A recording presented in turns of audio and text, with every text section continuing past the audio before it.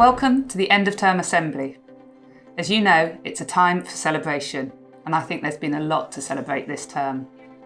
Although things haven't been easy, we all know that COVID hasn't gone away, what we have been able to do is get on with what we want to be doing.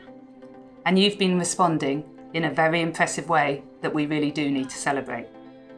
Firstly, your attendance. Come what may, you've been coming into school. Our attendance is way higher than national average, and that's about you recognising how important school is, so a huge well done to you and to your families. And when you're here, you've been participating. When you think back to last year when we couldn't do anything, this term, the opportunities to get involved have been there and you've grabbed them.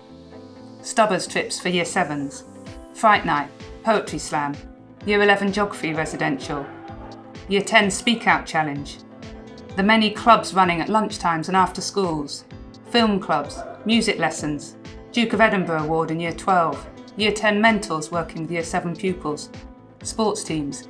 You've all been getting involved. And finally, I think we should celebrate our focus on community. We've been doing a lot of thinking about that this term, and you've been leading that thinking. The Year 8 citizenship challenges, looking at different aspects of active citizenship, from celebrating our cultures, to making sure there are safe spaces on the journey to school, to making our school a greener place.